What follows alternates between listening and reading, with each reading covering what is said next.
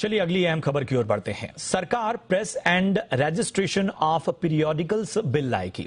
इस बिल के माध्यम से 155 साल पुराने press and registration of books act को एक सरल संस्करण में तब्दील करने का दावा सरकार की ओर से किया जा रहा है, जिसके दायरे में डिजिटल मीडिया को भी लाए जाने की तैयारी है।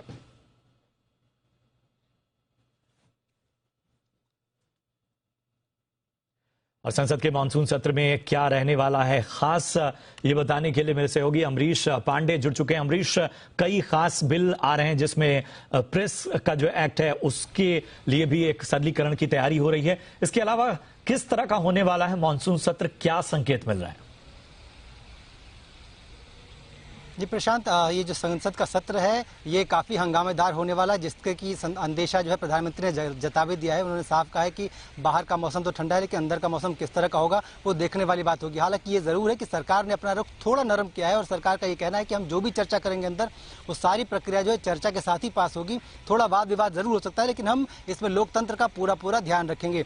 अगर हम बिल्स की बात करते हैं तो सरकार ने जो लिस्टेड बिल्स हैं इस बार सरकार के, वो कुल 32 हैं, यानी कि 8 पुराने बिल्स जिनको कि पिछली बार सदन के किसी एक सदन ने पास किया था, लेकिन किसी कमेटी को, किसी जेपीसी को या फिर किसी और कमेटी को उसको भेज दिया गया था। वो सारे बिल, वो ऐसे बिल 8 हैं। इसके अलावा नए 24 बिल सरकार के पास हैं। तो टोटल कुल मिलाकर 32 बिल हैं जो सरकार इस बार पेश करके पास कराना चाहती है। उनमें जो सबसे प्रमुख बिल है वो आपने एक उल्लेख किया है, डिजिटल मीडिया वाला बिल। इसके साथ ही साथ बहुराज्यीय सरकारी सहकारी समितियों के लिए जो विधेयक है वो है।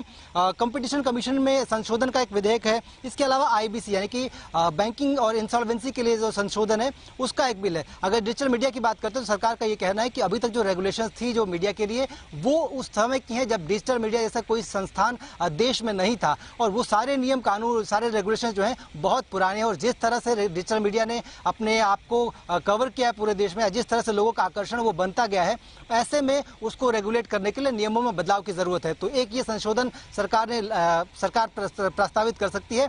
इसके साथ ही साथ बैंकिंग और इंसॉल्वेंसी में संशोधन है। सरकार ने पिछले साल ये नियम लाया था और इस कानून में एक संशोधन ये किया जा रहा है कि ऐसा न हो कि इंसॉल्वेंसी का एप्लीकेशन डाल के कोई भी कंपनी अपने आप को दिवालिया बना दे, या फिर जो उसको इंसॉल्वेंसी की जो प्रक्रिया है उसमें कहीं भी पारदर्शिता न रहे। तो उसको और पारदर्शी बनाने और फ्रूटफुल बनाने के लिए सरकार इस नियम में संशोधन करने जा रही है। इसके साथ एक अहम जो सामाजिक सहकारिता के साथ, एक सामाजिक जो दायित्वों के साथ एक बिल है जो सरकार लाना चाह रही है, वो ये है कि माता पिता के जो भरण पोषण का जो बिल है वो सरकार लाना चाह रही है। इसमें ये हो जाएगा कि कोई भी बच्चे को ये जिम्मेदारी लेनी होगी कि उसके बाद उसके माता पिता जब तक सक्षम नहीं है उस समय में बच्चा ही अपने माता पिता की देखरेख करेगा। किसी भी तरीके की हानि पहुंचाने या फिर उनको किसी तरह का नुकसान पहुंचाने पर उस बच्चे का जो अधिकार है, जो कानूनी अधिकार उसकी प्रॉपर्टी पे हो, चाहे पैसों पे हो, चाहे जिस भी चीज से हो, उसको उससे वंचित किया जा सकता है। यहाँ तक कि इस बिल में यह भी कहा जा रहा है कि बच्चों को अगर माता पिता ये चाहते हैं या उनको ये लगता है कि किसी भी समय में